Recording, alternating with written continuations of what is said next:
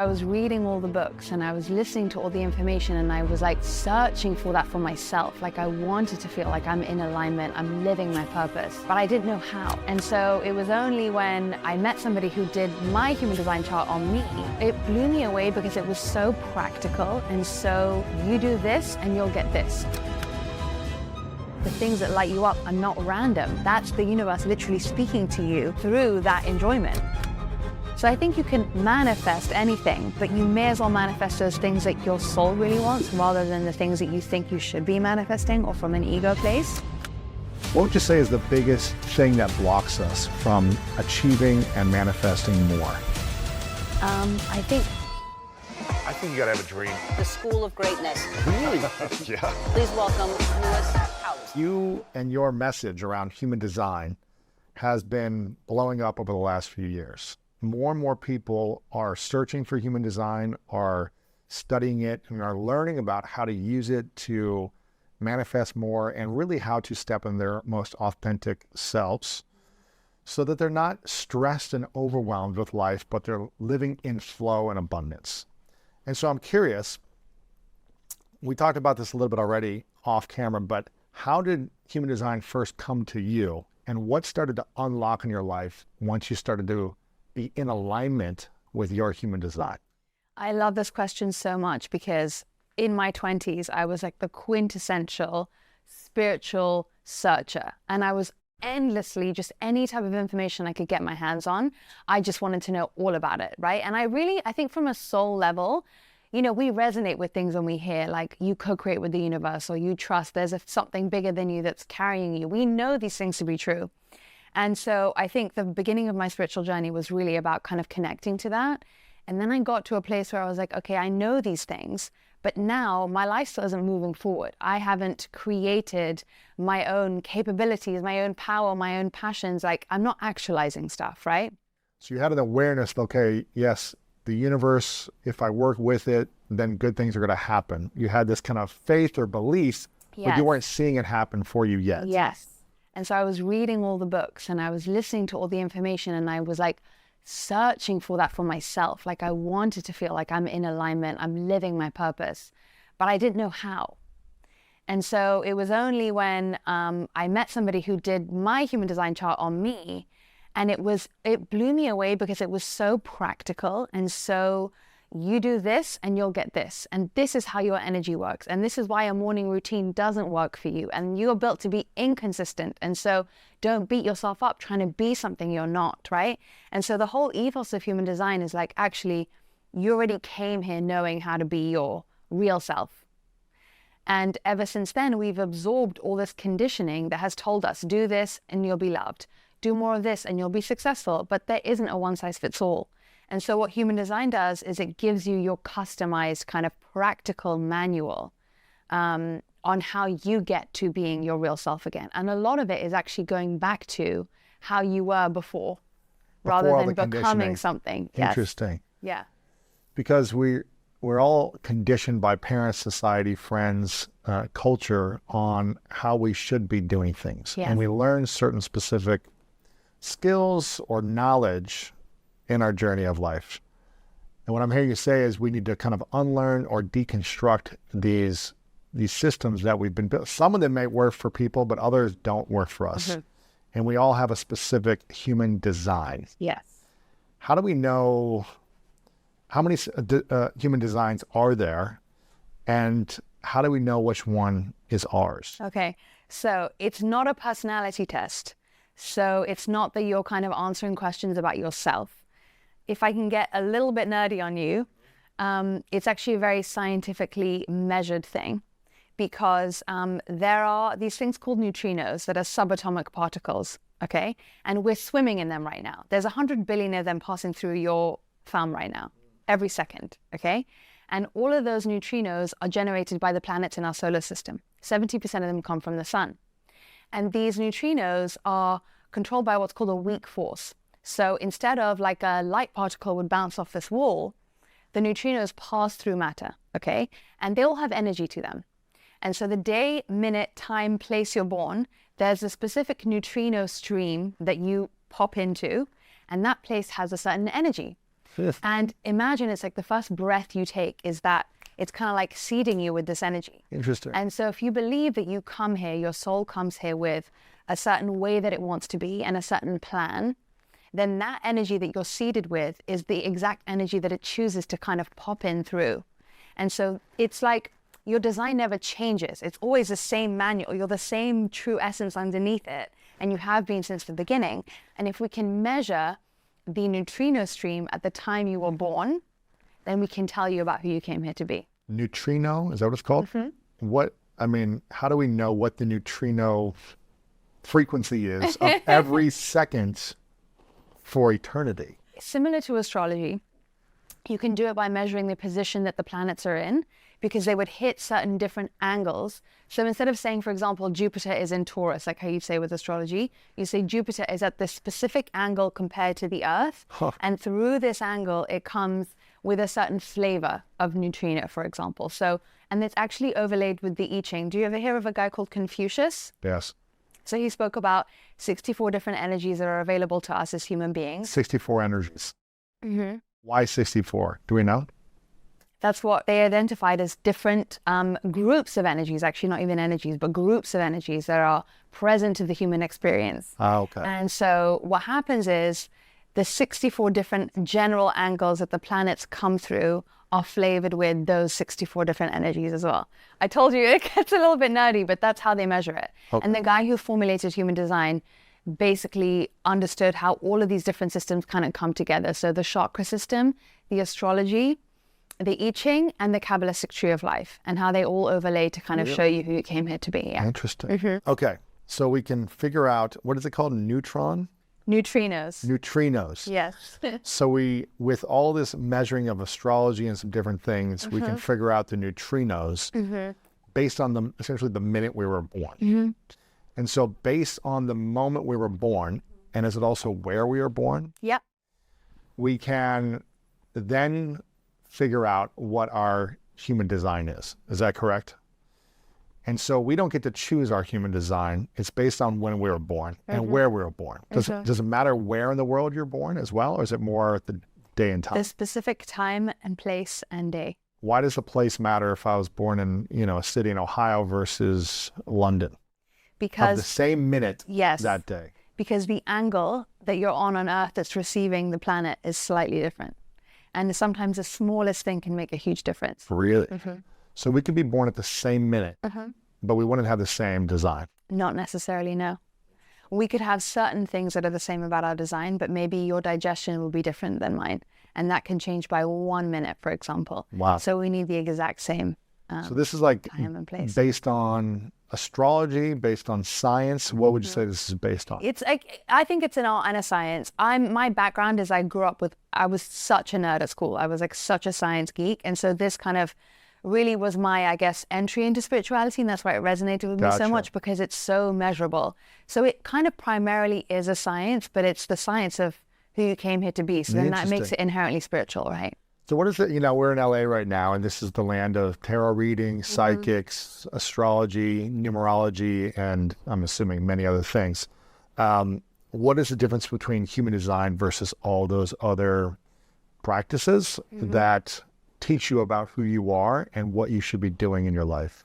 I think for me, the biggest difference is that human design gives you the manual of, it's never going to tell you you're going to have 3 kids, for example, or you're going to move next year or any of that kind of stuff. It's like your path is already laid out by your soul. Let's say you have a certain specific karma that you come here to achieve in this specific life, right? And for you, this is almost like you treat this like a machinery. You treat your system like a machine.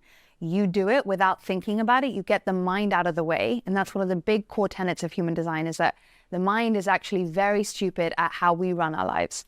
The mind is cleverer being used at looking at the outside world, becoming a genius at something, because you let this thing iterate itself. You let it run on its intuition. You let it run on the digestion it's supposed to digest. You let it run in the right exact environment it's meant to be in.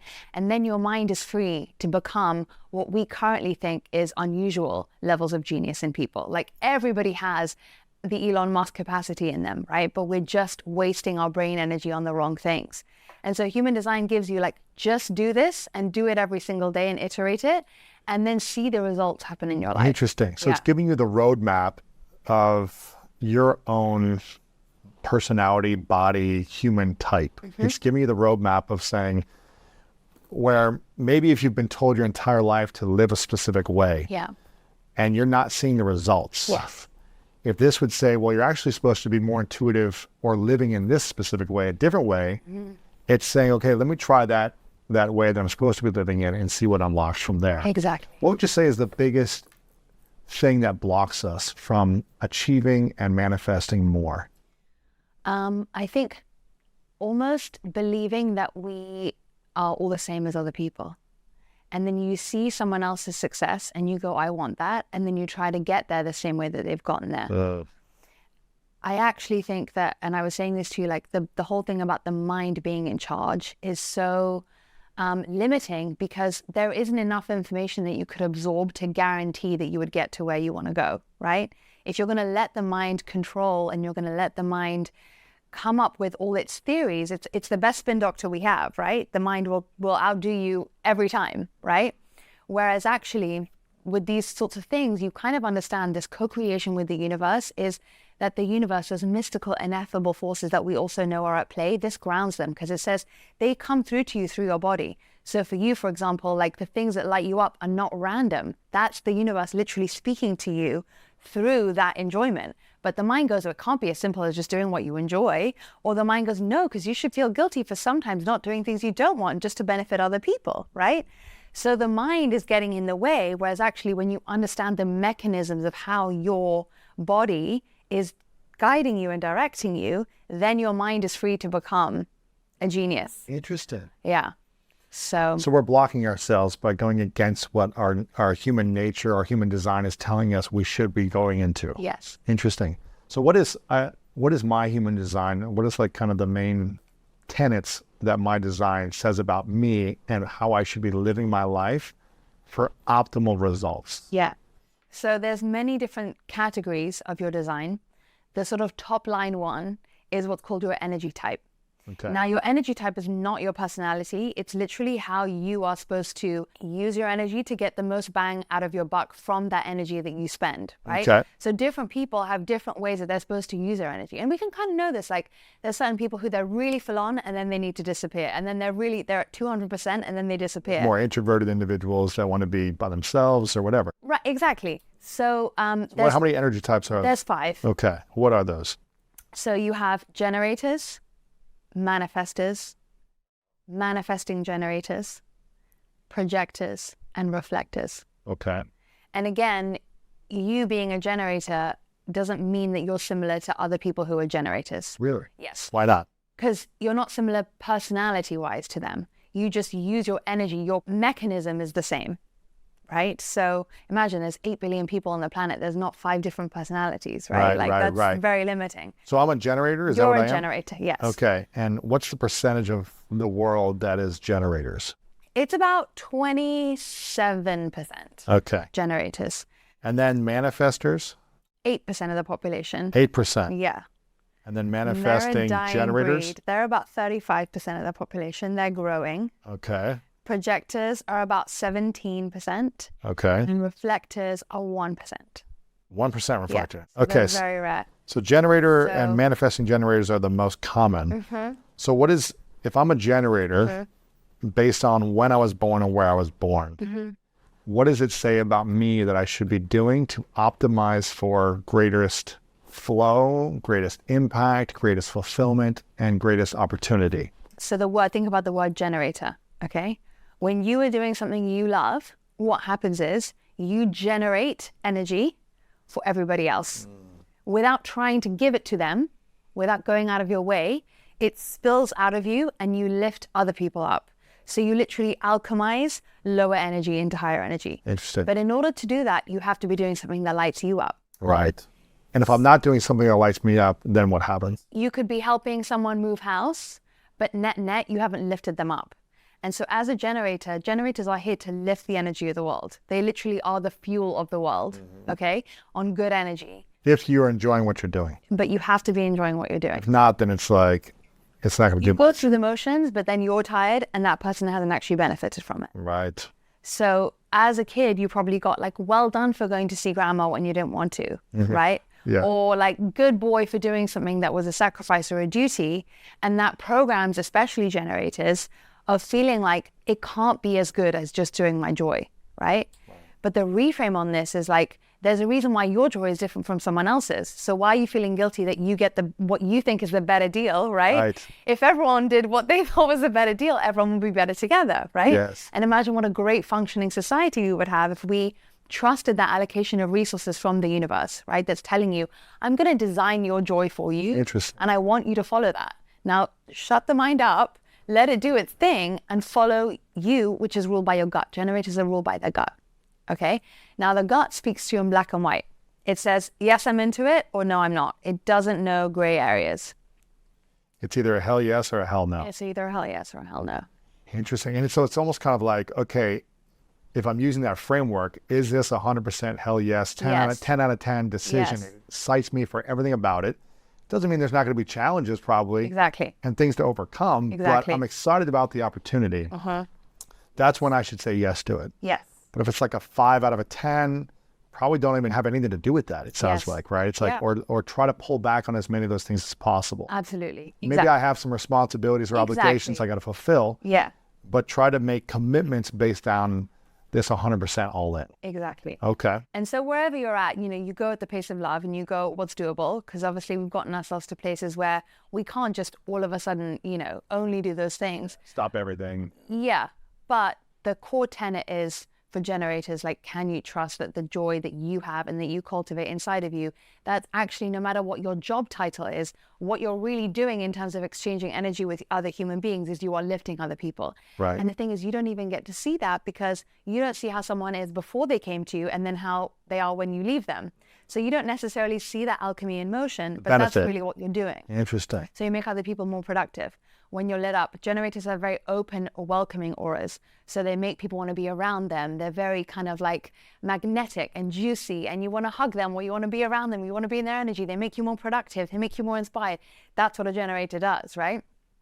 But of course, there's so few generators that are, I guess, giving themselves the permission to just mostly do things that stoke their inner fire. And it's very visceral for you. You know what I mean? Like if you imagine watching yourself from above, when someone says, do you want to do this?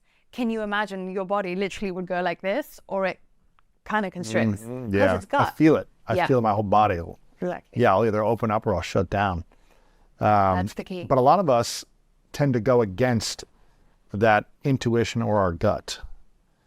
Is the mind the thing that blocks us the most, or is the mind the thing that can also drive us the most? It depends what you mean. So your mind can drive you in creative projects. It can drive you in inspiration. It can drive you in coming up with logic and systems and strategies. And that's what I mean, the outside world, like what you create, what you do, all this kind of thing. When it comes to, Lewis, what do you want to do tonight? The mind is not so skilled at that. So what I think I'm hearing you say is, for me as a energy type of a generator, I should never make a decision based on my mind. I should always make a decision based on how my body is feeling about this thing. Is that correct? Yes. So it's actually kind of double for you, because your authority, which is the second category in human design, is that your intuition is gut as well. So you're called your sacral authority. It's like double intuition. You're like double gut intuition. Jeez. I don't know what that means. but So acting like this is a big deal, but well, I'm like, well, different people have different ways they're meant to listen to their intuition. So some people it's emotional intuition. Some people it's gut intuition. Some people it's your wants. Some people it's your instincts. In kind of common lexicon, we all think that's the same thing, but it actually shows up different for different people. Yes. so what am I then? So your sacral gut intuition. Sacral. So think about that sacrum. It's like all about desire. Do I want it? Yes or no? So So I really need to be listening to this feeling. yes, you're like, this excites me, or no, it doesn't. And what's interesting, because the gut is black and white, open-ended questions are not great for you. So if I say to you, where do you want to go tonight for dinner? If I'm like, do you want sushi or Mexican? Easier. Yeah. because you narrow it down. So actually for you, for your decision making in your life, it's also easier if you narrow down your choices whenever you're conflicted. It's very black and white. It's Yes. very black and white, which could seem extreme. And I have this conversation with my partner, Matt, my business partner here, where I'm like, we need to shut this entire thing down from like some project, or we need to go all in on this thing and stop everything else right now. It's kind of like extreme sometimes. And he's like, slow it down a little bit. Like, let's take some time on this. Let's organize our thoughts. I'm like, no, I'm done with this. Yeah. Or like, I'm all in. Yeah. And so it sounds like, yes, lean on that, but also make sure that I'm taking care of responsibilities and not just starting and stopping all these things all at once. Well, he also might be emotional intuition, which means he needs to take his time. He does. And he needs to analyze everything that could go wrong There you go. and all like the potential, challenges and things like that. I'm just like, no, it's going to work. Let's make it work. Right. But look how beautiful. If you both understand each other's manual, then you're not thinking that one of you is doing it wrong, and you honor each other's process. That's interesting. And then when something is aligned is when both of you arrive at the same conclusion. So it works really well with teams too, because okay, I know you're not trying to hold me back by going through all the fears first. I know you're doing your own process so that you figure out your role in this, and I'm doing my way. And then let's kind of like let the chips fall where they may, instead of being like, we have to have this specific process that everyone at work uses. It's like, Right. okay, each one kind of combines in a different way. So it's a very interesting way of optimizing how you work with people. That's interesting. There's a lot of people that are into self-help, personal growth, spirituality, that seem to be struggling still. Yeah. That seem to be suffering, struggling, constantly getting into bad projects, bad relationships. Why do you think so many people suffer or struggle who are also in personal development and they haven't figured out how to get through to the next level? Yeah. I love this question because I think it's so pertinent for this time.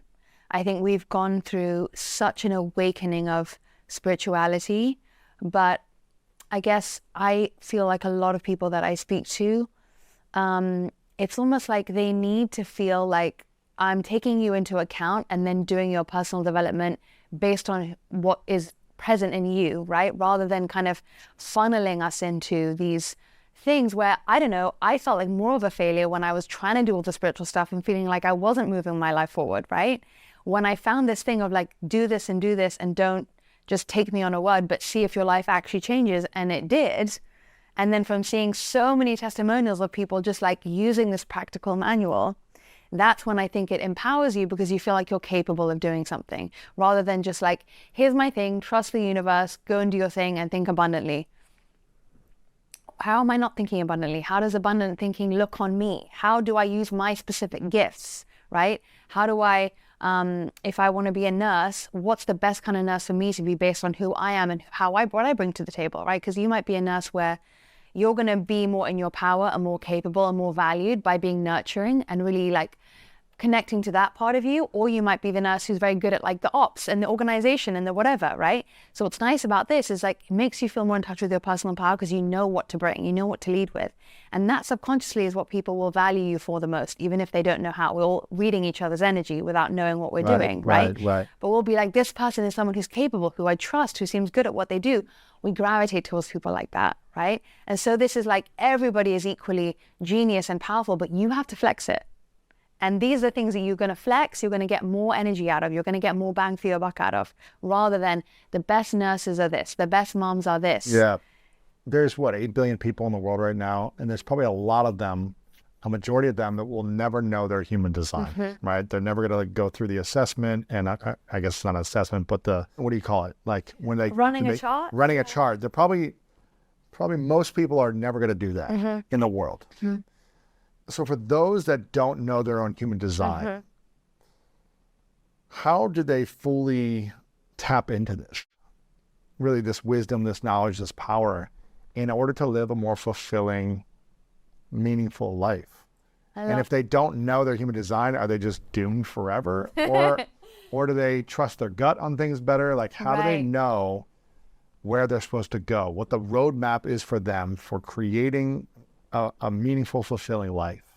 I think the number one thing is that we have these very homogenized ideas of the good ways to be, the cool ways to be, the very few things that we've been taught are going to lead us to be successful or to be lovable, right? So people who we call geniuses are usually like artistically creative, or they're really good at some kind of like tech thing, or they're good at athletic prowess, They're right? gifted in some way, yeah. Those three things, okay?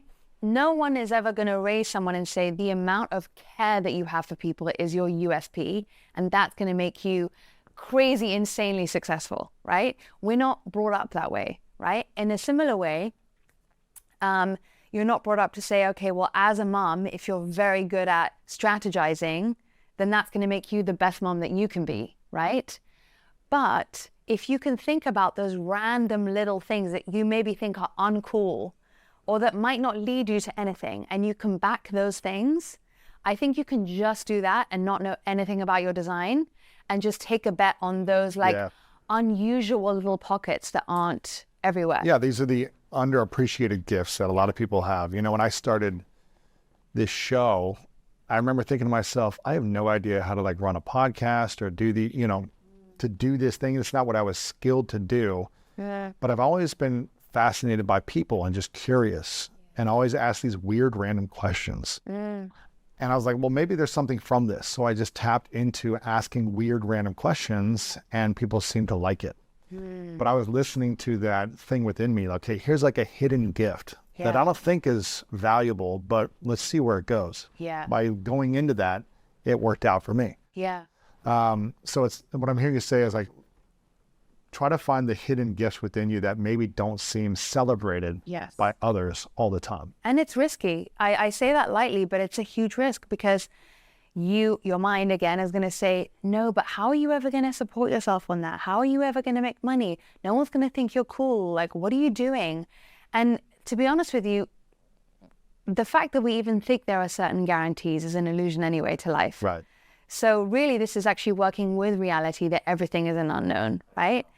But it's really hard, and it's the daily practice of human design. It's like, again, like I said, your design doesn't change, but every single day to listen to your gut on every single thing, it's hard, and you have to do it in new pockets of your life, right? And you have to relearn it and get to another level with it and then refine. So this mind thing of like, are you sure? Are you not crazy? Like when I first sat my parents down and told them I was closing my food business to read human design, I mean, I literally thought my highest aspiration would be like they wheel me out on the lottery with a wig and I read the lucky numbers. Wow. It wasn't cool. It wasn't a thing. This is 8-9 years ago now, right? So I took a chance on that random thing that I didn't know where it was going to lead me, right? And it's not the career choice that is going to take us far. It's how much we show up and be our most kind of actualized, present, powerful, capable, liking who we are along the way. Like that's the thing that's the magic in people, right? Absolutely. It doesn't actually matter what you're doing. You can make a fortune out of gardening if you do it the right way. Absolutely. If you get that zing with it, you know? Absolutely. Yeah. I think I saw one of your videos on Instagram, you talking about like really leaning into your passion in terms of like being passionate about what you're doing and being excited about it, because that unlocks new pathways, new doors for you when you're living into that. When we're doing something that I feel like we're skilled at, but we don't fully fall in love with, we're kind of in resistance still. Like, okay, yes, I have this talent over here, but my intuition is not telling me that it's what I want to do with my time, you know? Or maybe, like I used to be really good at baseball for a long time, but then when I turned 17, I just didn't have the energy for it anymore. I just didn't care enough about it to keep pursuing it. And I started to pursue track and field. And great things came out of that decision to leave something I had talent in to pursue something that I was more excited about. Yeah. And I think it's learning how to trust like the timing of this as well, when to do this. What about in relationships? You know, how have you learned about what is a good relationship, whether it be in business partnerships or career or an intimacy based on human design? Okay. So people always ask about like, are generators compatible with this or that or whatever? Now, from a human design perspective, if you have chemistry with somebody, you're compatible. You just need to learn the other person so that there is no me trying to change you or us trying to be on the same page or me misunderstanding the very innocent reasons why you do something that I'm thinking you're sitting down on that chair for a different motivation than you would be sitting Sure. down on that chair, right? So anybody's compatible with anybody if you're drawn to that person. For the exact amount of time, you still are drawn to that person, right? But if you can learn someone else's manual, for example, manifesting generators are very fast people, right? And so if you're a projector who's with a manifesting generator, to honor each other's different speeds, that already gets rid of so much friction, right? Or if you understand that somebody, for example, my mom, when I did a reading for my mom for the first time and I saw her main gift, everybody has one gift in their life that's their main thing they came here to do. When I saw her main gift was about kind of almost being a little bit abrasive and abrupt in order to shake people out of things. So my mom would be the person who, like, she'll see someone wheeling a baby down the street and she's like, put a hat on that baby, you know? And I always used to think that was like rude and inappropriate. But in a way, if you're doing it with the right consciousness, that's obviously another thing, Sure. like the way that you animate it. There's a purpose for every single role that people play in society, right? And so when you know the reason why someone is the way they are, you're not judging them anymore. You're not thinking that they're wrong. You're not trying to fit them in to be more like you. And what happens with our differences, if we know them, then I can actually vicariously enjoy yours through you when I'm not threatened by them. When I don't think that I have to be more like you or you have to be more like me, and I'm trying to think who's better or worse. Wow. So I'm like, isn't that so beautiful that your main gift is, you know, whatever it is? Well, I know what yours are. What is my main gift? So your main gift is number 36, and that's turning darkness into light. Okay. So a lot of the stuff that you're here to do is to pull out from the places that people don't necessarily look at or talk about, and to bring them into awareness, to alchemize things that are maybe more negative into more positive things. And then your secondary one, and they play nicely together, is really about bonding with people and breaking through barriers, which, I mean, you clearly do. I've known you for an hour and you're very good at it, right? So those two things, I know that I don't have to be them because you're really good at them and I'm good at other things. Right. And then you actually just like, literally you thrive off seeing other people in their gifts. It's like so much fun, you know? So in relationships and in business partnerships, you can do the same thing where you're like, it's so cool how you do that. And yet there's no part of me that thinks I have to be the same way. Yeah. So the harmony in that is like life-changing. I mean, you were essentially learning and studying human design for the last, 8 or 9 years, right? Mm-hmm. But you were also in a relationship during that time at some point. Mm-hmm. So how did you, I think you were in a relationship for 4 years, you said. So Yeah. how did you know when you're in the relationship, when there was alignment with the relationship versus, all right, there's not alignment? Or did you miss something in the Yeah. relationship that you weren't following your own kind of wisdom, your own intuition? Okay, so my intuition is emotional, which means that we have to make decisions based on how things make us feel, like happy or sad, literally that black and white, right? So either we're up here or we're down here. And 50% of the population is emotional, which is crazy. So what's your energy type? I'm a projector, Projector. yeah. Okay. But my emotional intuition, what it says is, again, you don't need to understand with your mind why your intuition is telling you what it's telling you. That's where we trip up. Intuition, you just have to listen to it. Just trust it. Just trust it. Don't So- try to understand it. Don't try to understand it. So what our mind does, it comes in secondary and goes, these are the reasons why, and this is the logic, and this was this, and this is that, and it wasn't aligned, and he was this and that, da, da, da, da. That's all noise. So That's why you hear a lot of women that say, he looked great on paper. yeah, He had all the things that, and my parents thought this was awesome, the school he went to, where he worked, like everything seemed to line up, but I just didn't have something inside of me that wanted to commit, right? yeah. That was a lot of women saying that, right? Yeah, it's making decisions with the mind rather than with the body. Why do so many people make the decisions with the mind rather than the body? Well, to get a little bit historical on you, if you think about where humanity has been for the last couple hundred years, right? It has been a lot of top-down sort of control. And a population is easier to convince you all to go to war and to, you know, do certain things. If this is the logic, we all have to agree on the logic. There's one objective reality. Let's all get on the same page, rather than there is no objective reality. We're all just here bumping up against Randomly, each other, yeah. doing our random things. That's a nightmare, right? For a society. Got to be some order and some organization somewhere, right? Yeah. But when you think about it, then the people who are in government are supposed to be the people who are very good at coming up with common laws. They're very good at people who are being balanced, who are being fair, who come up with how people interact and come together, but giving people their freedom. So when you're trying to suppress a culture with a religious homogenized belief, then there is this thing that is logic that gets handed down to us, that you have to do what makes sense to other people. And that's how you get your love and belonging from the tribe, is by justifying that what you're doing is for the same reasons that everyone else would want to do the same things. So how can women specifically make better decisions in choosing the right male partner for them if they want to choose a male partner? Yes. How can women choose better in relationships? This is going to sound a little crazy, but one of the other big conditionings that we have is that we have to make the right decision that we ensure is going to make our relationship last forever, and that's a good relationship. What you actually want from that is to feel the most amount of love, right? You want to be in love and in the energy of love every single day of your life. So from that perspective, whether that changes 20 times or once, doesn't really matter. So for me, that relationship was correct for as long as it lasted, because it grew the amount of love I had in my life until my emotions started telling me otherwise.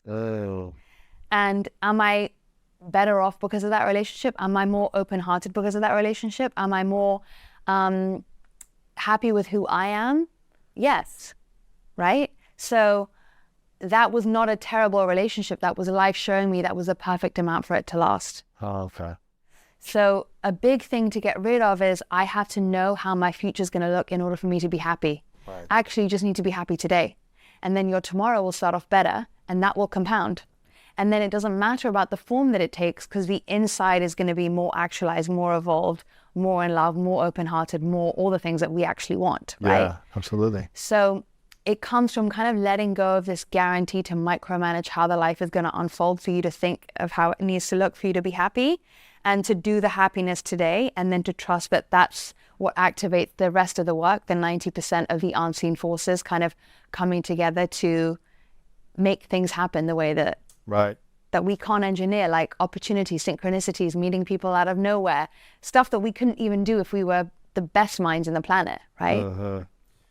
You know, there's something to choosing to being positive and happy and grateful for certain elements of your life and trying to maximize that. Because when we maximize that energy, synchronicities unfold, right? These unseen forces for good show up in our life, or they block us from something bad potentially happening, right? Or they move us in a different direction. But why do you think there are certain people who seem to have it all, but are still choosing to be unhappy and not choosing to be grateful for what they have? They're complaining or feeling entitled for what they don't have. Why do you think that happens? I think that's one of those things where there's many different causes for one symptom, right? So on the outside, this person you're saying is ungrateful or unhappy. The number one reason I would say is that if you haven't liked who you've become along the way of getting to what you want, then that's never going to be a happy result, right? You can't get to joy if you don't pave it along the way with feeling like you love being who you are.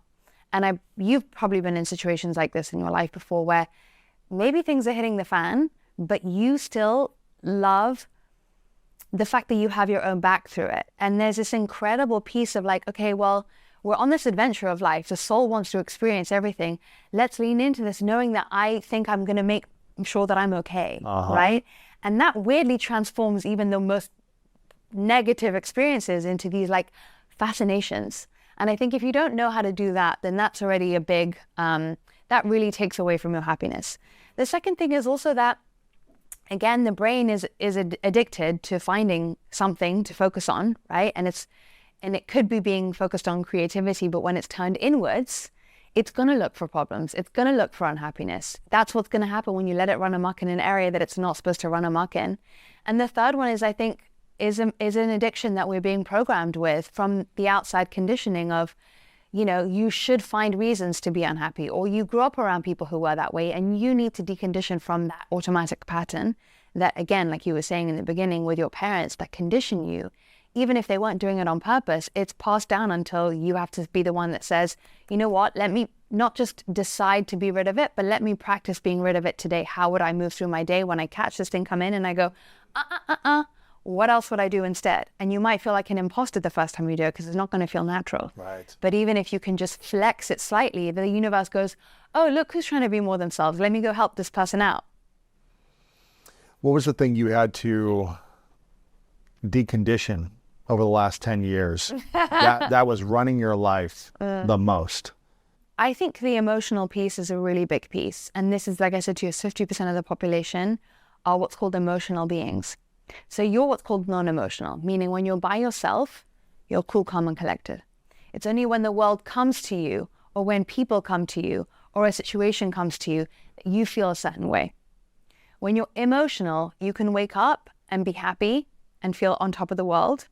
Same exact situation the next day, and you feel totally different. And for me, I was really brought up when I was in a low mood. What's wrong with you? Why are you upset? Smile. Don't be a sport brat. You know, I'm English, right? So don't be a sport brat. And for me, it was a real judgment about having negative emotions. And I still struggle with it today. I'm not rid of it by any stretch of the imagination. I just am more aware of it. So I have levity around when I'm doing it to myself. Gotcha. So you're emotional. I'm I'm non-emotional. non-emotional. So explain that again. Someone who's emotional versus non-emotional. Yeah. So you don't generate your own emotions. You are like a mirror and a sponge to the world around you. So this actually, when we talk about people who are empaths, we really are talking about, in a strict version, we're talking about non-emotionals, because you're able to feel what I'm feeling. Because I have my own emotional roller coaster going on, I'm actually not able to viscerally tap into your emotions. As an emotional person. As an emotional A person, non-emotional person, I can understand your emotion. you can feel my emotions. That resonates. I feel like I can feel everyone's energy. Yes. And something that I saw on your Instagram when you were talking about empaths, you said we shouldn't be absorbing, we should be observing. Yes. That's something you said recently. Don't absorb others' emotions, observe. Observe. Yes. And I think that's interesting because empaths take on the weight of anyone around them. Yeah. And they feel it, and they feel emotionally drained where they have no energy if they absorb it. Yeah. So it's learning to notice someone's energy and still be empathetic, but don't absorb it, right? Yes. Observe, Yes. connect, but don't let it penetrate your energy center. Don't let it penetrate your soul to where you're now in that state of being as well. Yes. That's a hard thing for a lot of people who are in Yes. that non-emotional empath state of being. Yeah, it is. And it's an interesting one to understand that, you know, when you're not absorbing my stuff, you would be able to show me what I'm feeling, because I'm so mired in it, I have no idea what's going on some of the time. So you would magnify and be able to show me what's going on with me if you're not then taking it on. So let's say, for example, I'm an emotional. I wake up and let's say I'm happy today. I'm 2 out of 10 happy, okay? 10 out of 10 happy, you said? Let's say, for example, I'm 2 Oh, out of 2 10. out of 10. You're not Because happy. it goes on a Up and scale, down. right? Okay, So yeah, let's say one day I'm on a 2 out of 10. I walk in the room and I see you 6 out of 10 happy. I'm like, you look happy today. And you've become happy because you felt what I've done and you've magnified it, right? And that's beautiful. But I can see it more clearly through you than I can through me. Got it. But that also works on the other side too, where a lot of non-emotionals get called the most emotional people. Because if I walk in the room 2 out of 10 sad, 2 is one is the high, sad? 1 is less, like let's Okay, say 2 10 out of 10. is the highest, gotcha. So let's say I'm 2 out of 10 sad that day, okay? I walk in the room, you all of a sudden get in a bad mood. And I'm like, what's wrong with you? Why are you in a bad mood? And you don't know, because it wasn't there before I walked in, right? You're just able to reflect to me what I'm not even aware of. Interesting. If we have that languaging, then I can be like, thank you so much for showing me what was going on with me today. And instead of going, what's wrong with you? Right? Because you guys are the open, right? You're the open emotional. And so you feel whatever else is going on in the world. Interesting. And we're just like playing our own songs, Right. completely unaware. I wonder what my fiance is. I can't remember if she's a manifester or I think she's a non-specific manifester. I don't know if that's a thing, but maybe it's manifestor generator. Yeah. But I don't know. But she's positive 90% of the time. Like Yeah. she is in a positive, joyful, grateful state consistently. It's very rare for her to be low energy, Yeah. which really is nice for me. Because I think I've always in the past been in relationships where I didn't know what I was going to get. And it was harder for me because I would absorb energy and I would feel it and I would allow it to drain me. Now I've learned how to observe differently and just accept people for where they're at and be there for them in a different way, as opposed to taking on their pain and sorrow and trying to like fix it. That was a wound that I had to learn how to heal. But being in a relationship with someone who is truly grateful for life, that truly loves her life, is a joy. It is like a gift that I hope everyone can experience at some point, because it's challenging to be with someone that isn't a happy person consistently. It just is. And it's hard to be with someone for years who you don't know how to help them become happier. And that's something that I experienced, because I chose based on a wound and nothing wrong with them, but just felt like it was always harder because they weren't happy. And so I hope everyone can get to that state. You just unlock more when you are a generally happier person. But I feel like a lot of people struggle with happiness. A lot of people suffer and struggle with feeling worthy of happiness, of learning how to believe they're a good person, of believing they're enough. Why do you think we struggle so much with being happy, and how can we learn to love ourselves deeper so that we are happier? I love that question. So I think there's two different kinds of levels of happiness. So for example, I could be in a low mood today, but still be so fulfilled and almost loving watching that process of waking up, just being more like meh today. But that meh state can mean like still fine. You know what I mean? So there's almost like one that's like the bottom of the ocean. That's like your core fulfillment, joy to be alive, like grateful, like, oh my God, this is an adventure. You know what I mean? Like, let me just observe what's going on today. And it's all interesting and all beautiful and so amazing, right? That level of happiness, I think, really comes from being who you're supposed to be, you know, and being happy with who you are, and almost feeling like you're doing what brings you the self-esteem, the fulfillment, the giving and receiving in the way that you're supposed to, right? I think when you give to the world in a way that you feel like there is an abundance more coming from it, it changes your whole worldview, because you're like, there's so much more where that came from. I'm so happy to serve. I love giving to people. I love seeing how I get received when I give to people. It kind of is like the genie wishing for one wish and then you get tons more back, right? When you're tapped into like, I'm in my magic. So then I don't just know that I'm special from here, but I feel that I'm special every single day, because I know that I have something I've cultivated and given energy to that I really feel like is me. It's like my home frequency. I can come back to my base of what my value add is in this world, right? So I think that's number one, is like, there's so much deeper levels of happiness that are available to you if you can break away from constantly telling yourself you have to be like everybody else, constantly trying to get the love and belonging.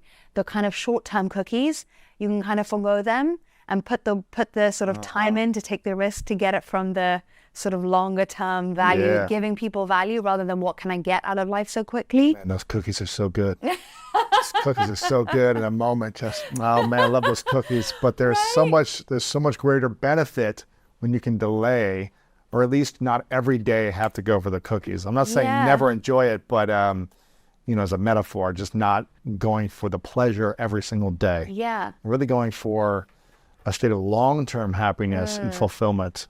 Comes down to making yourself proud of who you are. Absolutely. I think. And that feeling is not replaceable by any other thing, I don't think. That's true. I think when you're like, I really am happy, almost like your inner parent being like, you know what, that was a hard decision, but really, I'm impressed with you.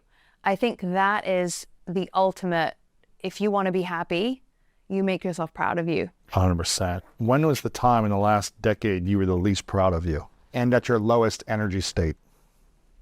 I think the ending of that relationship was very difficult for me, because another thing that I was really conditioned with, my mom is Indian, and my parents have been married forever.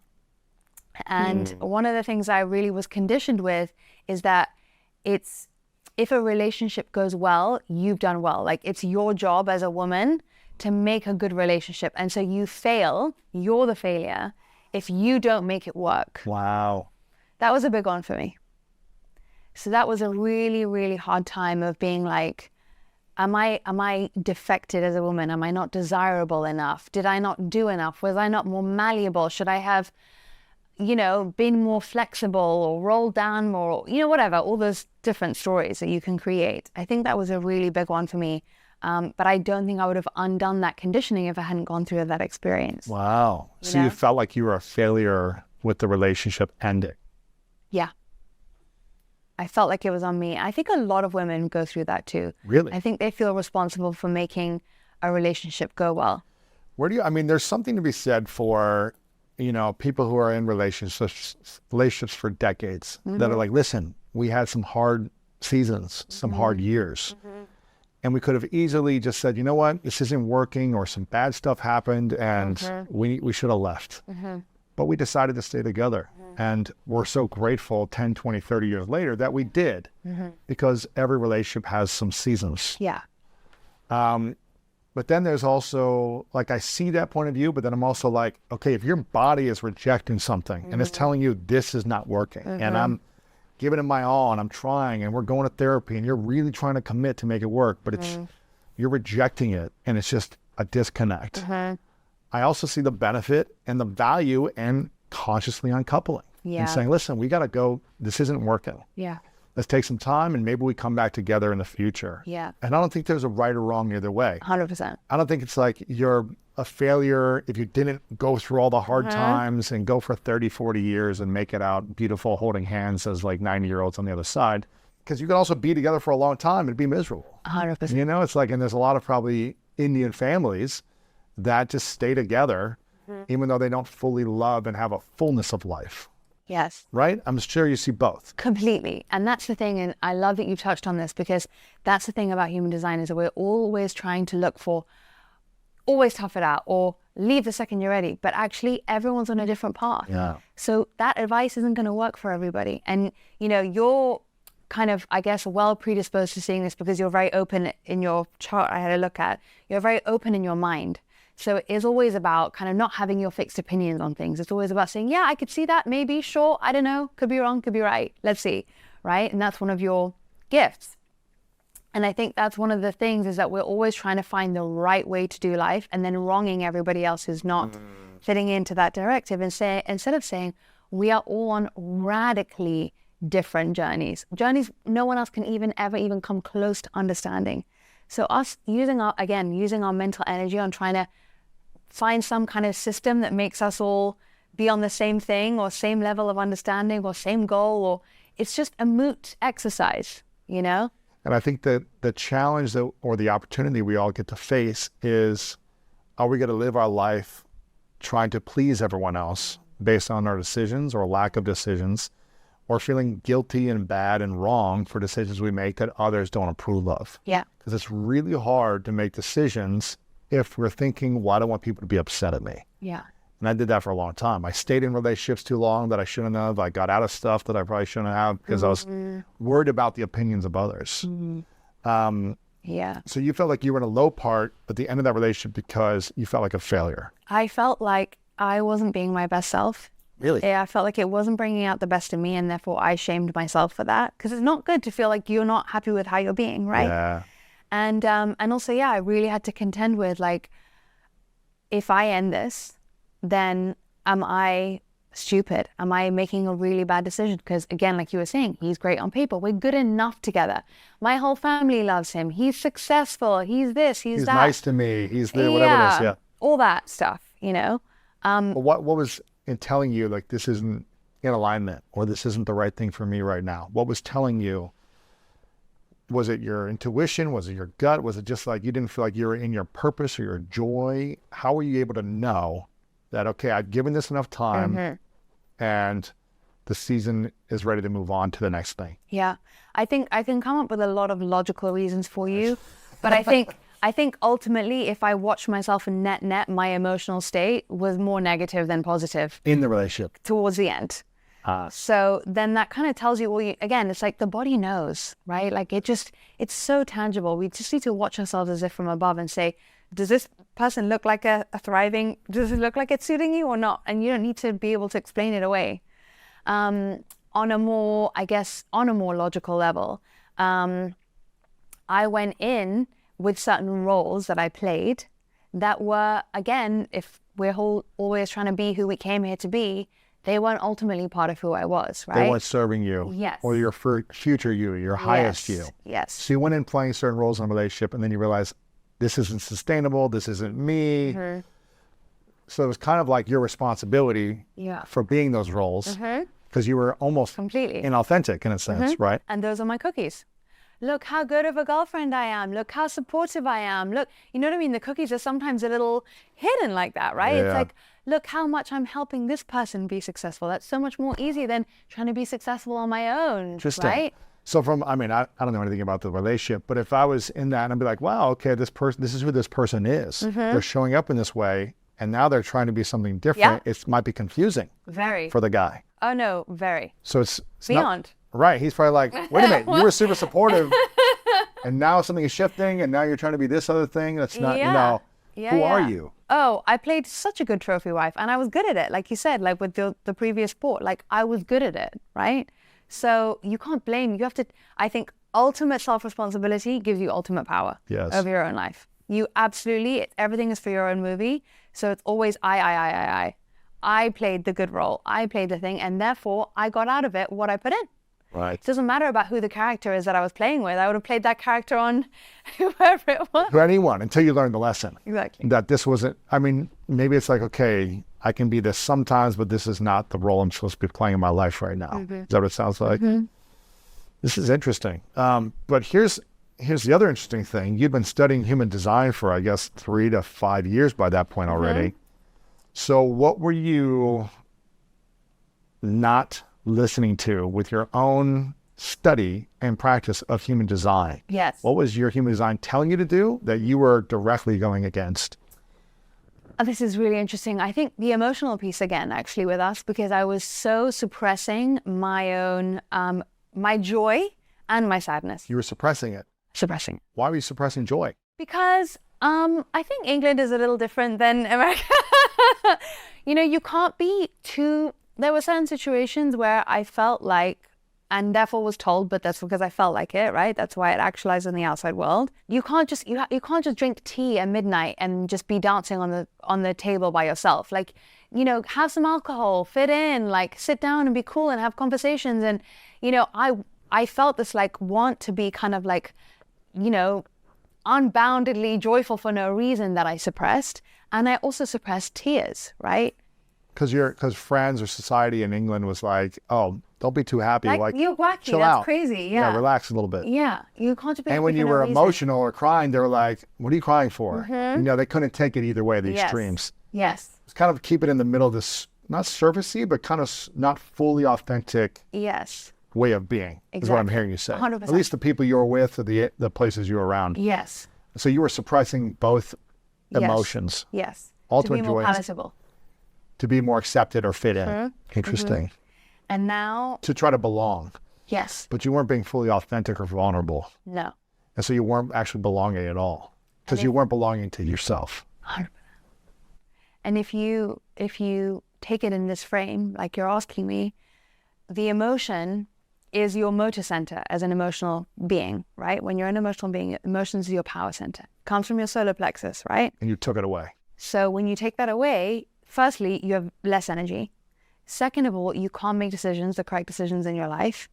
And you're suppressing all of your life force from directing your life forward. So if you imagine, okay, there was already certain things that were supposed to be in play to move my life forward for me from the universe, just like there is for all of us.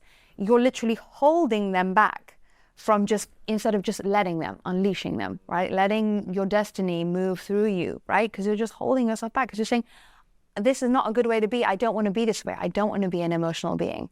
Okay, so you're constricting all of that life force inside of you instead of letting it out. Wow. So then you stay small. And you don't use your voice. That's all. You didn't feel like you used your voice at all? Not until the end, and then I think I'd suppressed it so much that it came out completely, how do you put this, disproportionate. When you keep so many things inside. Extreme. Yeah, you say something, well, not even extreme, but you say, I'm not happy, and someone's like, what do you mean you're not happy? It's come out of nowhere, like. You seemed happy the last few years, yeah. And that's unfair to do on a person. Yeah. Instead of communicate along the way of, I feel sad today, and I don't know why, and it's nothing to do with you, but I just need my space to be sad. Right. That's what emotionals need to be doing. There's no rhyme or reason sometimes when you feel really teary, or you feel like, I have a different emotional wave to other people. different sizes, different behaviors, different patterns of emotions. Mine is kind of sad and happy, sad and happy. Like Really? I feel teary and then I want to dance down the street. Some other Within people, like a moment. it's day to day, I'd say. Okay, gotcha. And then other people, you know, when they are really low, and these are people who often get diagnosed as being, you know, manic or bipolar or whatever. There's just some people who have so much creative emotional power in them. Like, think about people who've moved the world through a song about a breakup, right? When they're in that songwriting process, they need to remove themselves and be away from people and mire in that sadness so fully because it creates something inside them. But instead, if they're like, no, put on a brave face and go out there and be with people and hide that, it's basically muffling all of that creative power inside them, right? Low and high emotions is what makes a human experience worth living. If everything was just neutral, there'd be no point in being here, right? So the emotionals color life. But we also need to be mindful of how much we allow other people like you to understand it's not about you if I'm sad today. Yeah. And if I come to you and I say, I'm really sad today, can I cry?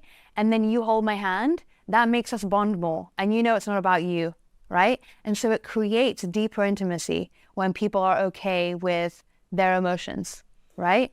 And sharing them. Yeah, 100%. What do you think are the keys to manifesting? I think there's a couple.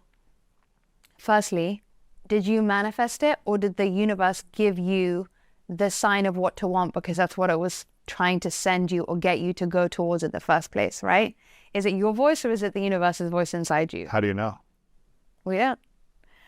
That's the number one thing. And I think the second thing about manifesting is there's a difference between manifesting a chocolate cake, okay, versus manifesting your purpose, your destiny, your soulmates, your life partners, things that are like really your things that were always supposed to be yours and always supposed to come to you. I think it's almost egotistical to say you manifested them, or maybe there just needs to be different words. Did you put the amount of energy into the right things and grow your consciousness to a level that you were able to then get those things? If that's what you want to call manifesting, those are the things. And in which case, it's okay to want anything, including money, if it comes from your soul and you almost can't explain why you want that thing. If you're going after something you think you want because it's going to give you something else, then that's a short circuit because you might get it. But then, like you said, it might not stay or you might not be fulfilled during it. So I think you can manifest anything, but you may as well manifest those things that your soul really wants rather than the things that you think you should be manifesting or from an ego place. How do we know when it's a soul desire versus an ego desire that we want to manifest something? I think an ego desire is, I want it because it's going to give me something else, like a secondary thing, or because I think I will like myself more, or my parents will like me more when I want it, or I'll be more impressive to others, like you were saying about making other people happy, that kind of stuff. In which case, if you really want to make your parents happy, and that's a true desire from inside, and you really feel this yearning from within that you don't even know why you want your parents to be happy, but maybe that was your karma of your life, then just ask for that. Don't short circuit it by asking for the thing that you think is necessary for you to get that end result. Just ask for the end result and let the universe fill in the details, you know? But I think when it comes from your soul, you can't explain why you want it. It's just this drive of like, and you know, I tell people, you can see in people's design, people who are motivated by money. Their soul just wants money. Really? Or their soul just wants fame, or wants to be recognized, or wants to be seen. There's nothing inherently evil or wrong about those things, right? Because, for example, your soul might make you want money so that you move into the house that's next door to the person that you had the greatest karma to heal with. We don't know what leads to what. Wow. So it's not good to like judge them by certain things that are good to want or bad to want. But if you want them from a true purpose, reason, it's coming from inside you and you can't explain why you want it or what you think it's going to give you. You just know you want it. This has been inspiring. Human Design, the revolutionary system that shows you who you came here to be. I want you guys to make sure to get a copy of the book. Go to the app, myhumandesign.com, or you can go to myhumandesign on the App Store as well to learn more about your energy type, the gifts that you have, and the roadmap that you should be taking in your life to live more fully, more authentically, and allow flow to come into your life. Make sure you guys get a copy of this. The universe has a plan for you, and Human Design is here to help you find it. So if you feel like you're not sure what's happening in your life, you feel stuck, you feel just not clear, this could be a great place for you to get more clear on your unique blueprint and how to follow the roadmap. You're also on social media yourself, Jenna Zoe on Instagram, my.humandesign on Instagram as well, and the book, myhumandesign.com/book. This is a question I ask everyone towards the end of my interviews. It's called the 3 truths. So imagine a hypothetical scenario. It's the last day on earth, many years away. You get to live as long as you want to live. And you get to create and manifest all of the things that your human design tells you you're supposed to do. But for whatever reason on this last day, you have to take everything with you. The book, the app, the content, everything you've ever said or shared is gone from this world. But you get to leave behind 3 lessons to the world, 3 things you know to be true. And this is all we have to remember you by, are these 3 truths. What would that be for you? Believe in every natural inclination inside you that you don't understand. All those random things about you that you think are unacceptable, uncool. Nothing is in you by accident. So take a chance on those random, small, uncool things. Stretch yourself a little bit every day to make yourself more proud of yourself. Nothing will give you the self-esteem than feeling like you've cultivated more of yourself and shared it with people every day.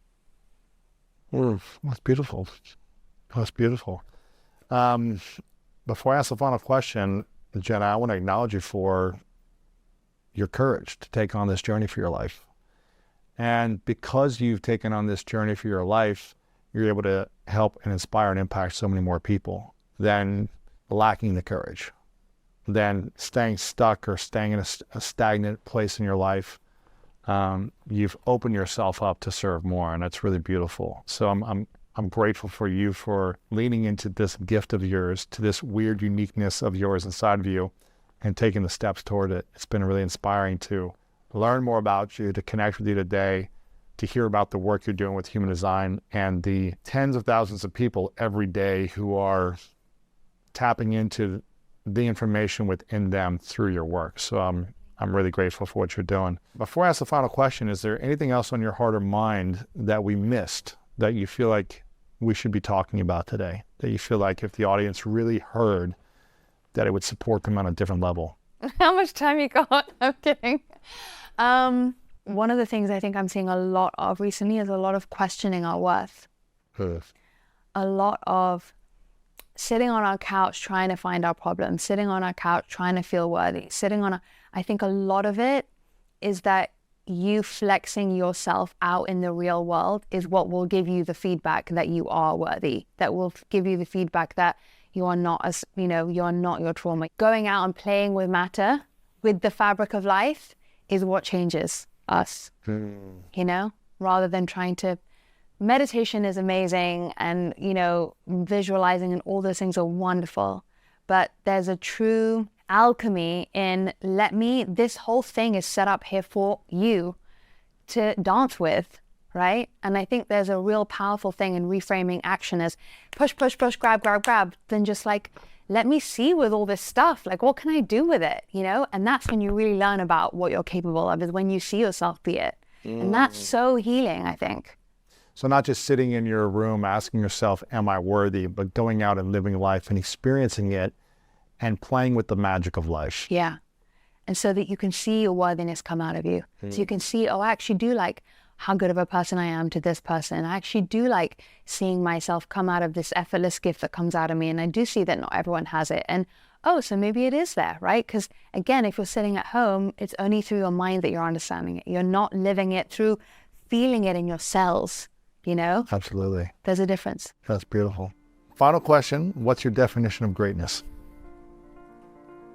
Taking everything that is yours to begin with and turning it into an expression that you love. Jenna, thank you so much. Appreciate you. We've got to allow our kids to say, I am feeling depressed. The other day someone said, how do I help my child not be a professor of depression? And it was quite an interesting way of phrasing it. And my response to that was, well, help them process it. If they're a professor of depression, what can you learn from them? If you feel that they are so good at depression, that's a symptom or a signal